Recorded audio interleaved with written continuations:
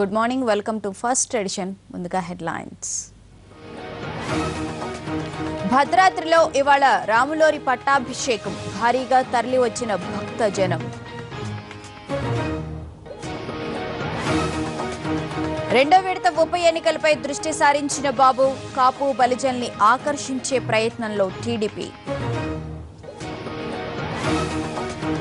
డబ్బు కోసం స్నేహితుడి దారుణ హత్య, మహారాష్ట్రలో 10th విద్యార్థుల ఘాతుకం.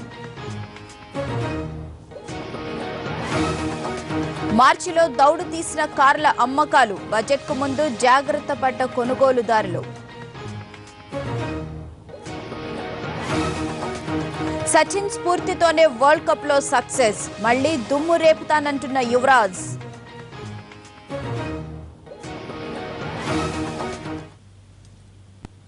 జగన్ కేసులో సిబిఐ నెక్స్ట్ స్టెప్ ఏంటి? అరెస్టు చేస్తుందా లేదా? యువనేత అరెస్ట్ అయితే రాజకీయ సమీకరణాలు ఎలా మారతాయి? జగన్ కు సానుభూతి కలిసొస్తుందని కాంగ్రెస్ అధిష్టానం ఆలోచిస్తోందా?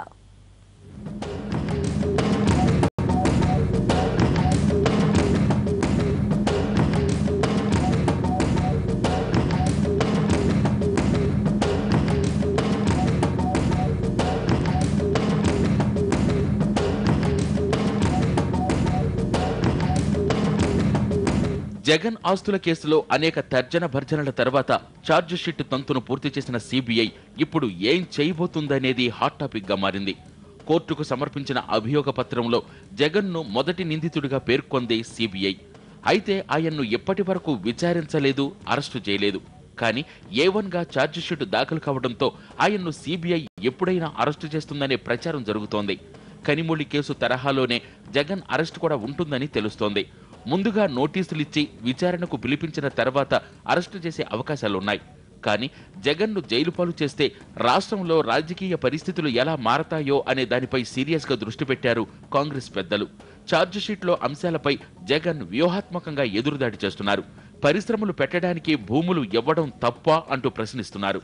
ఆ దివంగత నేత ప్రీతమ నాయకుడు రాజశేఖర రెడ్డి గారు ఉద్యోగాలు తీసుకుని రావడం కోసం వెనకబడిన మహబూబ్ నగర్ జిల్లాలోనూ వెనకబడిన నగర్ జిల్లాలోనూ తాను భూములు ఇస్తే 15 లక్షల భూమి 7 లక్షలకి ఎందుకు ఇచ్చారు అని చెప్పి ఇవాళ ఛార్జ్ షీట్ లో నా పేరు పెట్టడం జరిగింది. నేను ఒక్క మాట అడుగుతున్నాను అయ్యా చంద్రబాబు నాయుడు గారు, మిమ్మల్ని ఇదే సిబిఐని కూడా ఇవాళ అడుగుతున్నా. అయ్యా మీరు ఈమార్ కేసులు మీరు ఎంక్వైరీ చేస్తున్నారు. హైదరాబాద్ నది ఒడ్డున 535 ఎకరాలు, ఎకరా 4 కోట్లు వేసే భూములు ఎకరాకు 29 లక్షలకే మీరు కేటాయించినప్పుడు మీరు కనపడ్డాయా అవినీతి అని చెప్పి ఇవాళ అడుగుతున్నారు.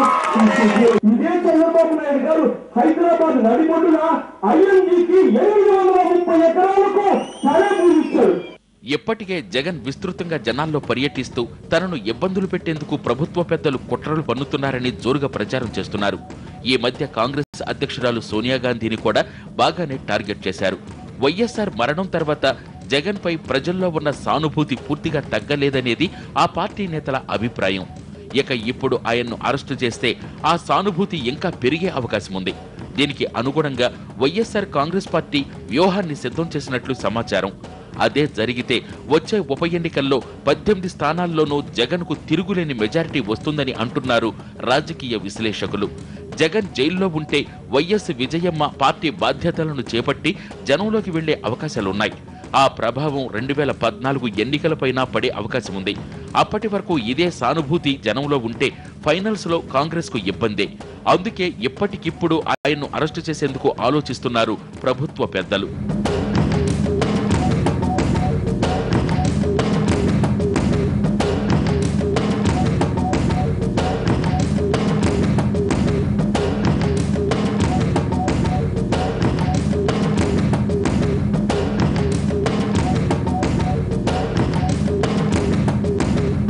జగన్ ని ఇప్పుడు అరెస్టు చేయకపోతే ఆయనపై పెట్టినవన్నీ తప్పుడు కేసులని జనంలో పలసనవుతామనే భయంలో ఉంది కాంగ్రెస్ హైకమాండ్. ఇంతకాలం జగన్ ప్రచారం చేసినట్టు నిజంగానే కాంగ్రెస్ కుట్ర చేసిందని, జగన్ ఎలాంటి అవినీతికి పాల్పడలేదని గట్టిగా నమ్మే అవకాశం ఉంది. ఇదే జరిగితే కాంగ్రెస్ పై తీవ్ర వ్యతిరేకత వస్తుంది. అంత పెద్ద పార్టీ ఓ వ్యక్తిని ఏమీ చెయ్యలేక వెనక్కు తగ్గిందనే భావం ప్రజల్లో ఏర్పడుతుంది. జగన్ నిజాయితీయే ఆయన్ను కాపాడిందనే సెంటిమెంటు పెరుగుతుంది. దీంతో అటు అరెస్టు చెయ్యలేక అలాగని వదల్లేక ఏం చెయ్యాలో పాలుపోని స్థితిలో ఉంది సర్కార్. జగన్ అరెస్టుకు ఉప ఎన్నికలకు లింక్ ఉందా? సిబిఐ ద్వారా ఎందరో సీనియర్ నేతల కొమ్ములు వంచిన కాంగ్రెస్ జగన్ విషయంలో ఎందుకు ఆలోచిస్తోంది? జగన్ కాంగ్రెస్ నేతలకి కొరకరాని కొయ్యగా మారారా? జగన్ని అరెస్టు చేస్తే ఉప ఎన్నికల్లో దెబ్బతింటామని కాంగ్రెస్ భావిస్తోందా?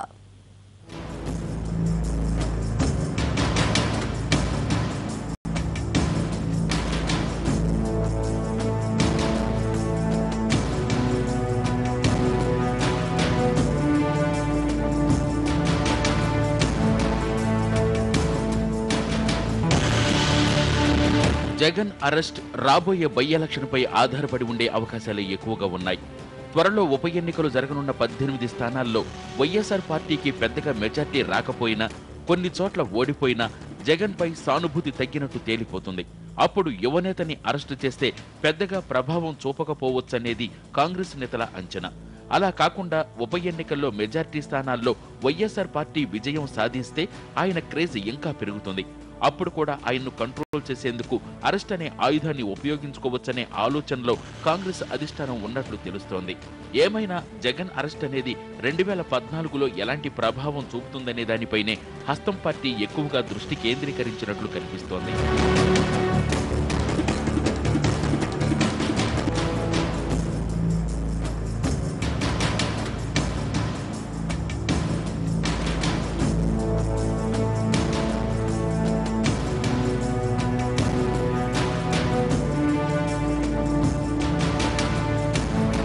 జగన్ అరెస్టు విషయంలో మరో ప్రచారం కూడా తెరపైకొస్తోంది.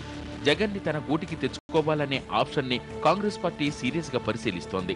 శరద్ పవార్, మమతా బెనర్జీ ఇలా పలువురు కాంగ్రెస్ ను విభేదించి వేరుకుంపటి పెట్టిన వారిని ఆ పార్టీ ఎలాగో బొజ్జగించి పదవులిచ్చి మళ్లీ తన వైపు తిప్పుకుంది. ఇప్పుడు జగన్ విషయంలోనూ అదే జరుగుతుందనేది చాలా మంది చెబుతున్న మాట.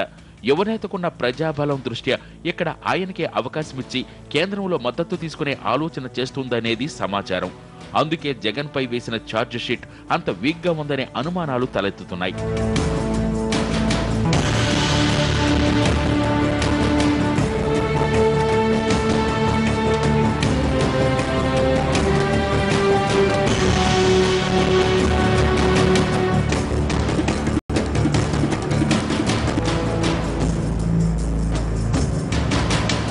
బొజ్జగింపులకు లొంగని పక్షంలో చివరి అస్త్రంగా జగన్ని అరెస్టు ఎక్కువగా ఉన్నాయి.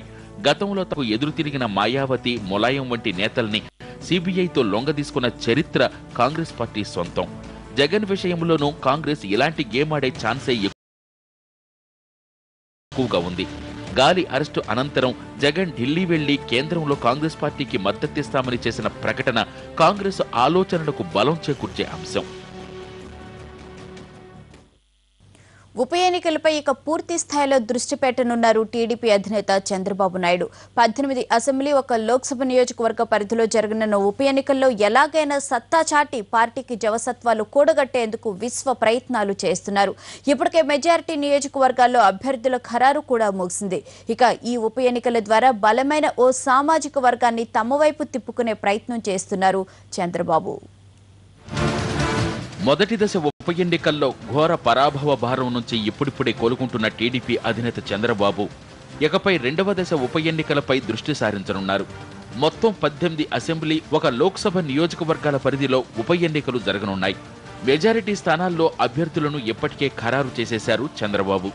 నరసన్నపేట నుంచి సింహ స్వామిబాబు, పాయకరావుపేటలో మాజీ ఎమ్మెల్యే చెంగల్ వెంకట్రావు, నరసరావుపేట నుంచి చినమిల్లి సత్యనారాయణ, ఒంగోలులో దామచర్ల జనార్దన్, ప్రతిపాడు నుంచి కె వీరయ్య, ఉదయగిరి నుంచి బొల్లినేని రామారావు, రైల్వే కోడూరులో అజయ్ బాబు పేరు దాదాపు ఖరారైనట్టేనని చెప్పాలి.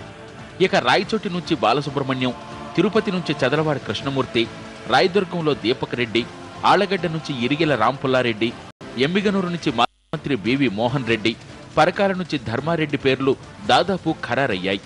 ఇక పెండింగ్లో ఉన్న నియోజకవర్గాల విషయానికొస్తే రామచంద్రాపురం నుంచి బీసీ అభ్యర్థి అయిన శెట్టిబల్చెలకు అవకాశం ఇవ్వాలని పార్టీ భావిస్తోంది. అలాగే పోలవరం నుంచి మొడియం సీను దాదాపు ఖరారయ్యే అవకాశాలు కనిపిస్తున్నాయి. ఇక్కడి నుంచి పార్టీ సీనియర్ నేత సింగన్న ద్వారా తనయుడు మోహన్ కూడా రేసులో ఉన్నారు. ఇక రాజంపేట నుంచి మదన్ మోహన్ రెడ్డి పేరు ప్రధానంగా వినిపించిన తాజాగా పసుపులేటి బ్రహ్మయ్య పేరు తెరపైకొచ్చింది. ఇటీవల బ్రహ్మయ్య చంద్రబాబుతో భేటీ కూడా అయ్యారు. అనంతపురం నుంచి ప్రభాకర్ చౌదరి, నదీం పేర్లు పరిశీలనలో ఉన్నాయి. మాచర్ల నుంచి ముందుగా చలరెడ్డి పేరు దాదాపు ఖరారైనట్టేనని అంతా భావించారు. అయితే తాజాగా అక్కడి సామాజిక సమీకరణల నేపథ్యంలో వేరే పేర్లు తెరపైకొస్తున్నాయి. ప్రస్తుతం ఈ నియోజకవర్గం నుంచి మాజీ డీఐజీ నరసయ్య లేదా అతని తనయుడు మధు పేరు ప్రముఖంగా వినిపిస్తోంది. ఓవైపు అభ్యర్థుల ఖరారుపై చంద్రబాబు దృష్టి పెడుతూనే మరోవైపు సామాజిక వర్గ సమీకరణాలపై దృష్టి పెడుతున్నారు టీడీపీ అధినేత చంద్రబాబు. రాయలసీమలో బలమైన బలిజ సామాజిక వర్గాన్ని పార్టీ వైపు తిప్పుకునేందుకు చంద్రబాబు కసరత్తులు చేస్తున్నారు. దీంట్లో భాగంగా ఇప్పటికే తిరుపతి నియోజకవర్గాన్ని బలిజ సామాజిక వర్గానికి చెందిన చదలవాడకు కేటాయించారు. అలాగే చిత్తూరు నుంచి గత ఎన్నికల్లో పీఆర్పీ అభ్యర్థిగా పోటీ చేసిన జంగాలపల్లి సీను కూడా త్వరలో టీడీపీ తీర్థం పుచ్చుకోనున్నారు. సీను కూడా అదే సామాజిక వర్గం. వీరిద్దరూ కూడా డీకే ఆదికేశవుల నాయుడికి సన్నిహితులుగా పేరొందారు. ఇదే క్రమంలో డీకే ఆదికేశవుల నాయుడు తనయుడు డీకే శ్రీనివాసులు కూడా పార్టీలోకి రానున్నట్టు ప్రచారం ఊపందుకుంటుండగానే ఏకంగా డీకే ఆదికేశవుల నాయుడే పార్టీలో చేరబోతున్నట్టు గాలి ముద్దుకృష్ణమనాయుడు ప్రకటించేశారు. అందరూ ఆదికేశవ నాయుడు గారు కానీ లేదు ఇంకా జంగాలపల్లి శ్రీనివాసులు కానీ ఒకరే ఉంది. ఆడ బ్రహ్మయ్య కానీ లేదు రామయ్య కానీ కడప జిల్లాలో కానీ అనంతపురం జిల్లాలో కానీ ఈ ఏరియాలో ఎక్కువ మంది సామాజిక వర్గంగా పోయిన వాళ్ళంతా కూడా వచ్చేస్తామంటున్నారు. అటు ఏరియాలో కూడా వస్తున్నారు. ఈస్ట్ గోదావరి, వెస్ట్ గోదావరి, శ్రీకాకుళం, విజయనగరం, విశాఖపట్నం, కృష్ణా, గుంటూరు ఆ ప్రాంతాలు కూడా వస్తున్నారు. అందరినీ కూడా కలుపుకొని పోవాలని చెప్పేది తెలుగుదేశం పార్టీ యొక్క లక్ష్యం, ధ్యేయం. ఇదే వరుసలో రాజంపేట నియోజకవర్గం నుంచి పసుపులేటి బ్రహ్మయ్య బరిలోకి దింపే ఆలోచనలో ఉన్నట్టు సమాచారం. బ్రహ్మయ్య కూడా బలిజ సామాజిక వర్గానికి చెందిన నేతే కావటం గమనార్హం. ఓవైపు రాయలసీమలో బలిజలను పార్టీ వైపు తిప్పుకోవడం ద్వారా అడ్వాంటేజ్ పొందే ప్రయత్నం చేయడంతో పాటు కోస్తా ప్రాంతంలో బలమైన సామాజిక వర్గమైన కాపులను కూడా పార్టీలోకి ఆహ్వానిస్తున్నారు చంద్రబాబు. తమ అధినేత ప్లాన్ వర్కౌట్ అయితే ముందంతా మంచి రోజులే అని అంటున్నాయి పార్టీ వర్గాలు.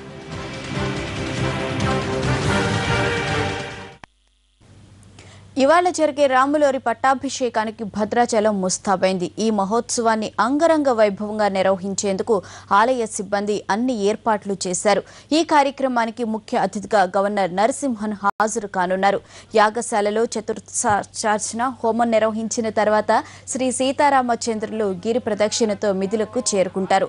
అక్కడ విశ్వక్సేన పూజ, పుణ్యవహావచనం, భూమి పూజ, పట్టాభిషేక పారాయణం, పట్టాభిషేక ప్రశస్త పారాయణం, కలశ పూజ, పాదుకాది పూజలు నిర్వహిస్తారు.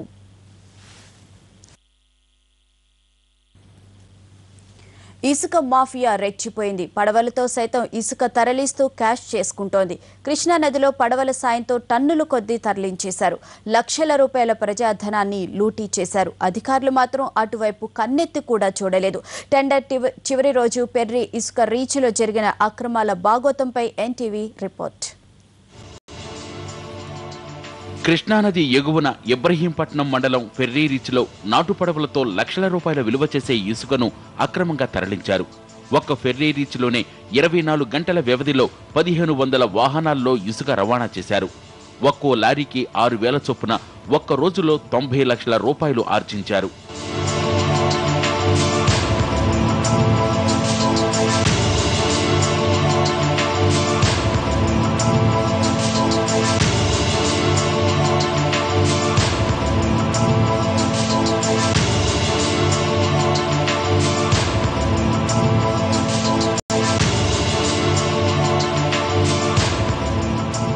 ఫెర్రీ రీచ్ టెండర్ మార్చి 31న ముగియనుండటంతో ఎప్పుడూ లేని విధంగా అమరావతి ప్రాంతం నుంచి నాటు పడవలను రప్పించి మరీ కృష్ణానదిలో ఇసుకను తోడేశారు. నిబంధనలను తొంగలో తొక్కి ఆఖరు రోజున కేవలం కొన్ని గంటల్లోనే ₹1 కోటి పైగా వ్యాపారం చేశారు. టెండర్ను కేవలం ₹3 కోట్ల దక్కించుకున్న కాంట్రాక్టర్ కేవలం 15 రోజుల్లోనే ₹3 కోట్లకు పైగా డబ్బు రాబట్టుకున్నాడు. ఇక మిగతా రోజుల్లో ఎంత దండుకున్నాడో మరి.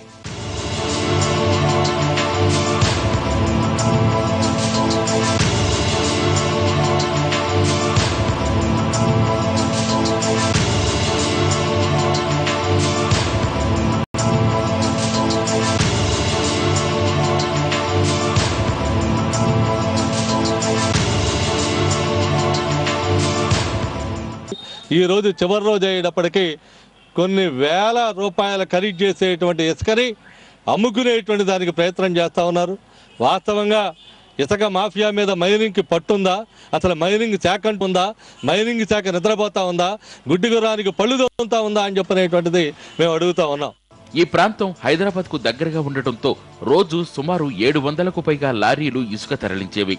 ఒక్కో లారీకి 8,000 వరకు వసూలు చేసేవారు. మార్చి 31న ఇసుక తవ్వకాలు నిలిపివేయాలని ఆదేశాలు జారీ చేయడంతో ఆఖరి రోజు అడ్డంగా దోచేశారు. అయితే ఈ మైనింగ్ కాంట్రాక్టర్లు వాళ్ళ ఇష్టం వచ్చిన ఏరియాలో ఇసుక తవ్వేస్తున్నారు. ఇప్పుడు ఈ కృష్ణానది ఏరియాలో హై టెన్షన్ వైర్లు ఉన్నాయి. నా చుట్టుపక్కల కనీసం దానికి ఒక పరిధి అనేది లేకుండా రేపు ఆ చుట్టుపక్కల తవ్వేస్తుంటే ఆ హై టెన్షన్ టవర్లు కూలిపోతే భవిష్యత్తులో పవర్ గ్రిడ్ కూడా ఇది కూలిపోయే పరిస్థితి ఉంది. అయితే అధికారులు ఎవ్వరూ నిమ్మక నీరెత్తినట్టుగా ఉంటున్నారు తప్ప. పడవలతో నిబంధనలకు విరుద్ధంగా తవ్వకాలు జరిపింది ఇసుక మాఫియా. కృష్ణానది మధ్య నుంచి హైటెన్షన్ లైన్లు కూడా వెళుతున్నాయి. అడ్డగోలుగా జరుగుతున్న తవ్వకాల వల్ల హైటెన్షన్ లైన్లు ఎప్పుడు కూలిపోతాయో అనే ఆందోళన నెలకొంది. అదే జరిగితే ఇబ్రహీంపట్నంలో భారీ మూల్యమే చెల్లించుకోవాల్సి వస్తుంది.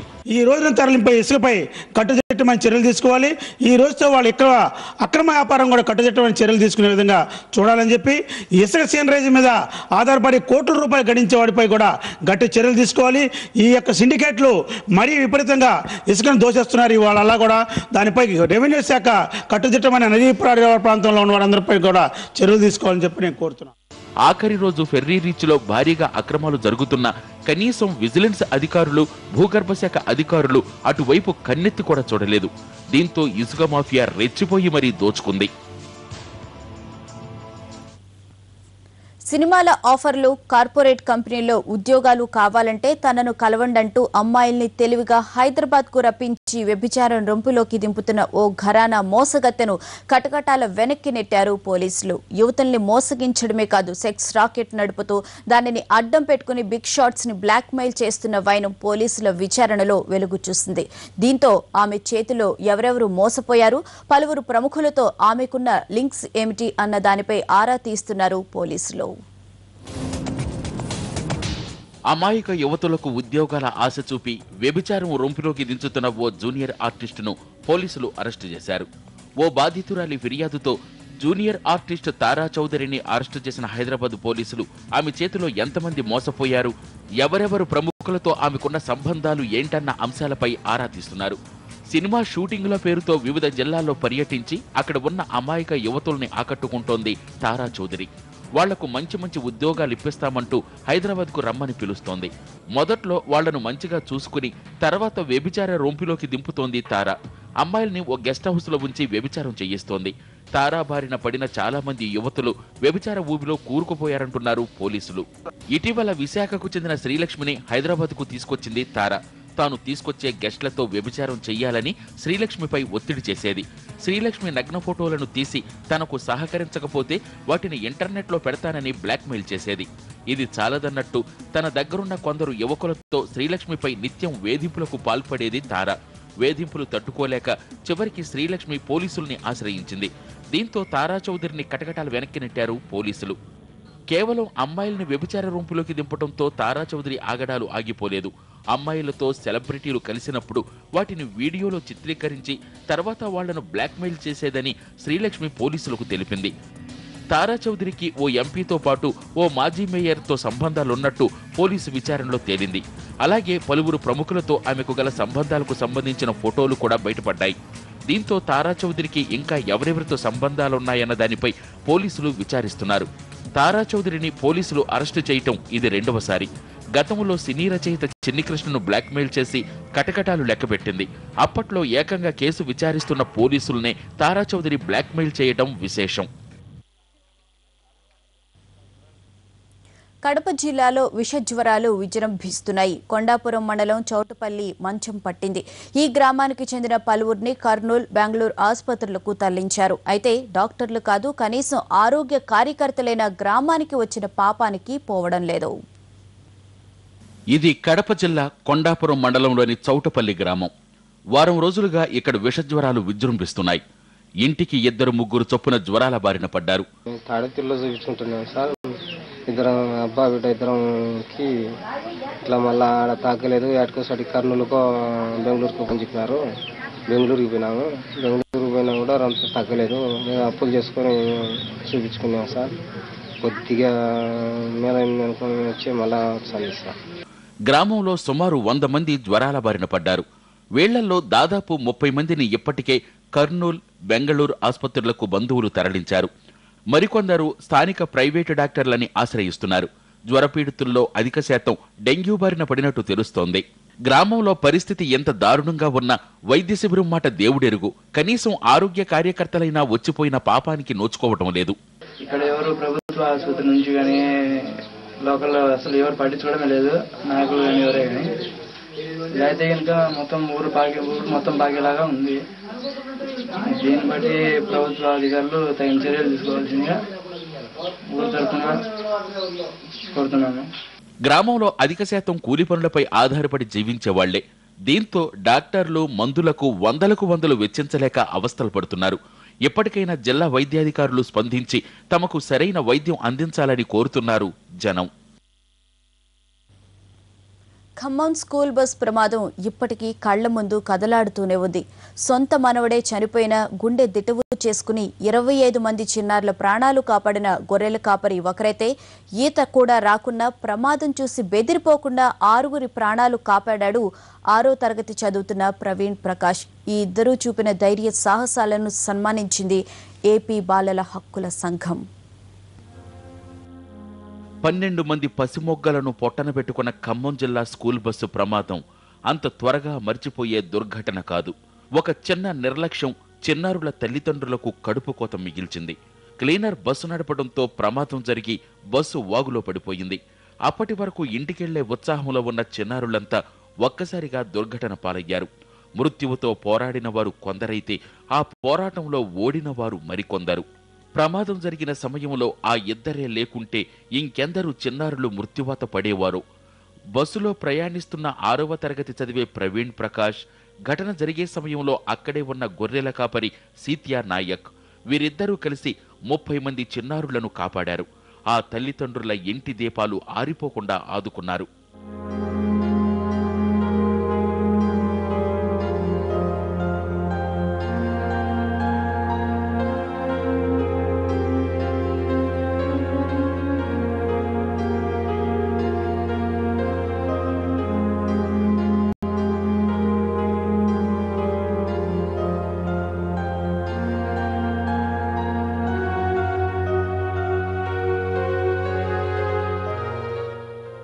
ఇతని పేరే సీత్యా నాయక్, గొర్రెల కాపరి.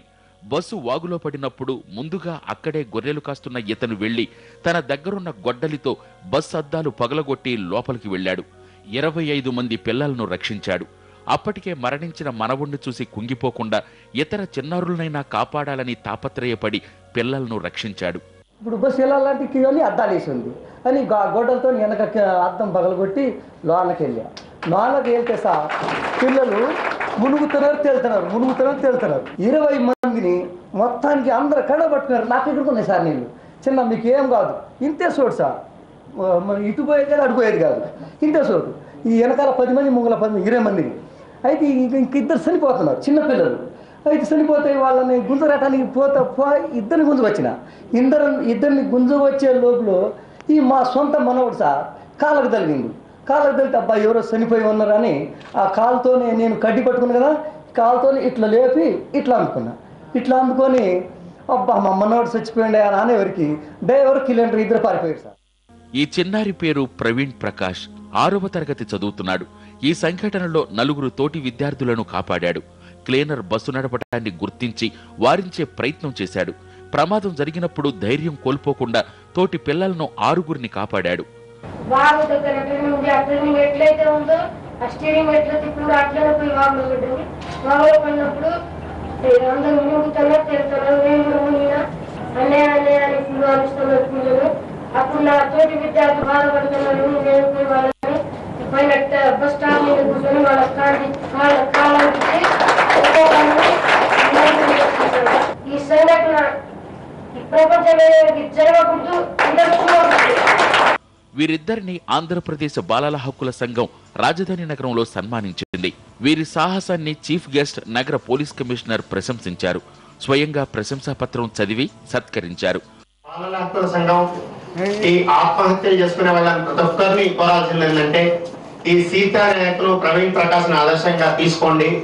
మీ అమూల్యమైన ప్రాణాలని పణంగా పెట్టి మనం ఏది సాధించాలని కూడకూడదు. ప్రాణాలని పణంగా పెట్టి వీరిద్దరిని సన్మానించిన కమిషనర్ ఏకే ఖాన్ రాష్ట్రంలో రోడ్డు ప్రమాదాలు, ప్రజలు స్పందిస్తున్న తీరును ఉదాహరించారు. పోలీసు శాఖ తీసుకుంటున్న చర్యలను వివరించారు. ఈ సందర్భంగా చైనాలో జరిగిన ఓ సంఘటనను గుర్తు చేశారు. తప్పకుండా ఎస్పీతో కలెక్టర్తో మాట్లాడి ప్రపోజల్స్ పంపించేటట్టు ఢిల్లీలో నాకు కూడా కొంతమంది ఫ్రెండ్స్ ఉన్నారు, ఇక్కడ ఉన్నారు, వాళ్ళ ద్వారా పంపించి వాళ్ళు దానికి అర్హులు తప్పకుండా ప్రయత్నం చేయడం జరుగుతుంది. రోడ్ యాక్సిడెంట్లో మీరు విక్టిమ్ హాస్పిటల్కి తీసుకెళ్ళగలిగితే మీ బండికి ఇదే యాక్సిడెంట్ జరిగింది, డ్రైవర్ కావచ్చు, క్లీనర్ కావచ్చు, we will treat you leniently, will not book case. మీరు అంత మాత్రం మానవతా దృక్పథం చూపించండి తీసుకెళ్ళడానికి. మీ పైన నేను అనవసరంగా కేసులు పెట్టడానికి ఏం చేయదు, ఎందుకంటే second day nullifies the first one. సాహసం చూపిన ప్రవీణ్ ప్రకాష్ కు ప్రైమ్ మినిస్టర్ మెడల్ అందేలా చూస్తానని అన్నారు. సమాజానికి వీరిద్దరూ స్ఫూర్తిగా నిలిచారని కొనియాడారు. బాలల హక్కుల సంఘం వీరికి ప్రోత్సాహకంగా ఆర్థిక సహాయం అందించింది. సాగర్ తీరం విశాఖలో ఉత్కల్ ఫెస్టివల్ ను ఘనంగా నిర్వహించారు. నగరంలో కొలువైన ఉత్కల్ భవన్లోని జగన్నాథ మందిరంలో ఒడిశా వాసులు ప్రత్యేక పూజలు నిర్వహించారు. ఈ సందర్భంగా ఒడిశా ఫుడ్ ఫెస్టివల్ ను ఏర్పాటు చేశారు. అక్కడి సంప్రదాయ వంటలను, దేవునికి సమర్పించే ప్రసాదాలను ప్రదర్శించారు. విశాఖలో నివసిస్తున్న ఒడిశా ప్రాంతానికి చెందిన వ్యాపారులు, ఉద్యోగులు ఎంతో సందడిగా ఈ కార్యక్రమంలో పాల్గొన్నారు. మహిళలు తాము తయారు చేసిన సంప్రదాయ వంటలను రుచి చూపించారు.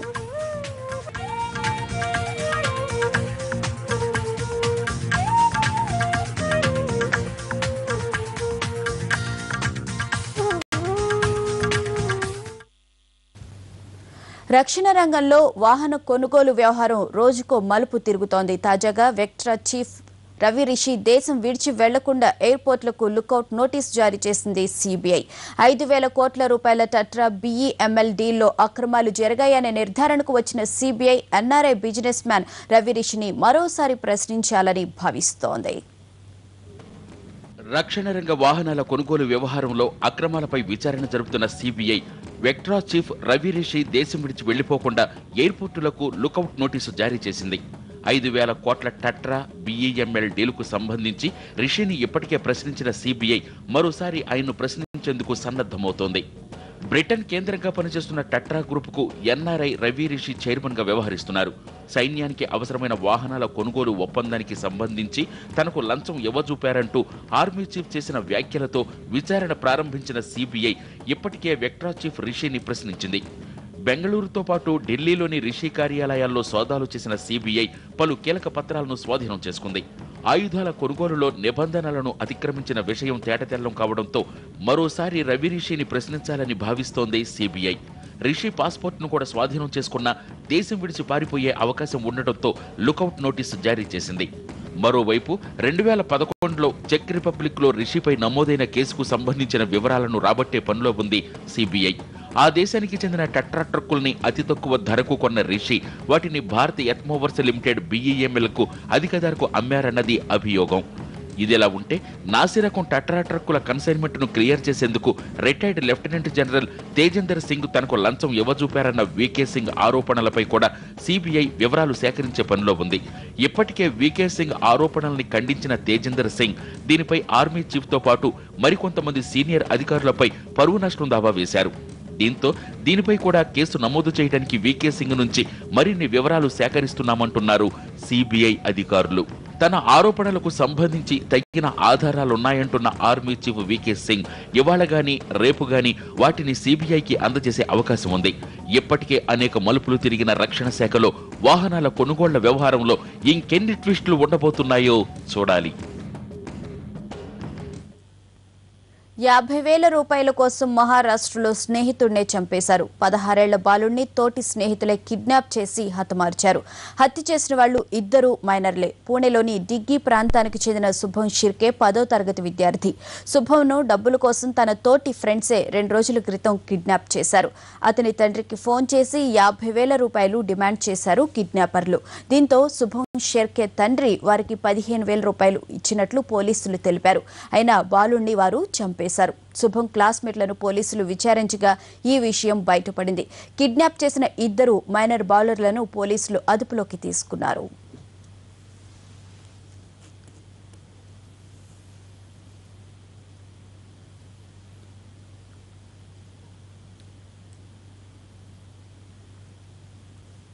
ఉత్తరప్రదేశ్లో ఎస్పీ ఎమ్మెల్యే గుర్రంపై షికారు చేసి హల్చల్ చేశారు. డిఆర్ఆర్ రైల్వే స్టేషన్ ప్లాట్ఫామ్ మీద ఆర్స్ రైడ్ చేశాడు. పార్టీ కార్యకర్తలు, అభిమానులు ఎమ్మెల్యే షకీర్ అలీని గుర్రంపై కూర్చోబెట్టి ఘన స్వాగతం పలికారు. అలీ గతంలో మంత్రి పదవి చేపట్టారు. ఈసారి కూడా మంత్రి పదవి కోసం సీఎం అఖిలేష్తో లాబియింగ్ చేసి వచ్చిన అలీకి తన అభిమానులు ఈ విధంగా స్వాగతం పలికారు. అయితే ఎమ్మెల్యే గారు స్వారీ చేస్తుండగా సందట్లో సడేమియా అన్నట్లు ఎవరో అతని పర్స్ కొట్టేశారు. మరోవైపు రైల్వే స్టేషన్లో గుర్రంపై స్వారీ చేసి ప్రయాణికులకు ఇబ్బంది కలిగించినందుకు పోలీసులు ఎమ్మెల్యే, అతని అభిమానులపై కేసు నమోదు చేశారు.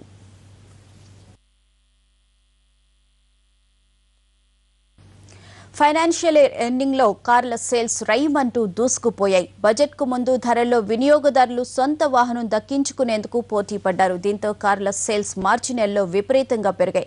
టాటా మోటార్స్ ఒక నెలలో 1,00,000 వాహనాలను విక్రయించింది. గత ఏడాది కన్నా 20% అధికంగా వాహనాలను విక్రయించింది. మహీంద్రా అండ్ మహీంద్రా సంస్థ గతేడాదితో పోలిస్తే 25% వృద్ధిని నమోదు చేసింది. కంపెనీ చరిత్రలోనే ఇదే అత్యధిక నెలవారీ పెరుగుదల.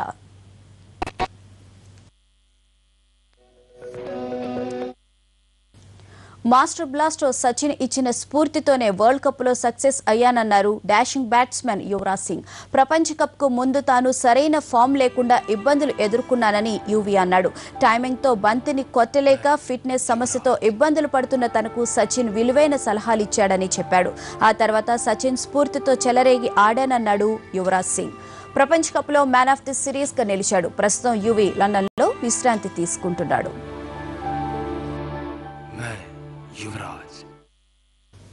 IPL 4 champions Chennai super Kings ground లో తీవ్ర కసరత్తు చేస్తున్నారు. డిపెండింగ్ ఛాంపియన్స్ టైటిల్ హ్యాట్రిక్ కోసం తీవ్రంగానే శ్రమిస్తున్నారు. ఐపీఎల్ 5 లో దుమ్ము రేపేందుకు రెడీ అవుతున్నారు. బుధవారం ముంబైతో జరగనున్న ఆరంభ మ్యాచ్ కు సూపర్ కింగ్స్ నెట్ ప్రాక్టీస్ లో బిజీగా గడుపుతున్నారు. ఏం మాయ చేసావే అంటూ తెలుగు ప్రేక్షకులను మెస్మరైజ్ చేసిన సమంత ఇప్పుడు బాలీవుడ్ పై కన్నేసింది. త్వరలోనే అక్కడ ఎంట్రీ ఇవ్వబోతోంది. ఫిల్మ్ ఇండస్ట్రీకి ఇంట్రడ్యూస్ చేసిన గౌతమ్ మీనన్ డైరెక్షన్ లోనే బాలీవుడ్ లోను తెరంగేట్రం చేయనుంది. గౌతమ్ మీనన్ కు సమంతలో ఏం నచ్చిందో ఏమో కానీ అస్సలు వదిలిపెట్టడం లేదు. ఇప్పటికే ఏం మాయ చేసావే, ఎటో వెళ్లిపోయింది మనసు అంటూ గారాలు పోతున్న గౌతమ్ ఇప్పుడు సమంత హీరోయిన్ గా హిందీ మూవీ ప్లాన్ చేస్తున్నాడు. ఈ సినిమాకు టైటిల్ కూడా ఖరారు చేశాడు. 80, 90, పూరే సౌ పేరుతో వస్తున్న ఈ సినిమాలో హీరో ఆదిత్య రాయ్ కపూర్. టాలీవుడ్ ఫుల్ బిజీగా ఉన్న సమంత బాలీవుడ్ లోను ఎంట్రీ ఇచ్చి దీపం ఉండగానే ఇల్లు చక్కబెట్టుకుంటోంది. అయితే ఇక్కడే ఇవే బులెటిన్ విశేషాలు. నమస్తే.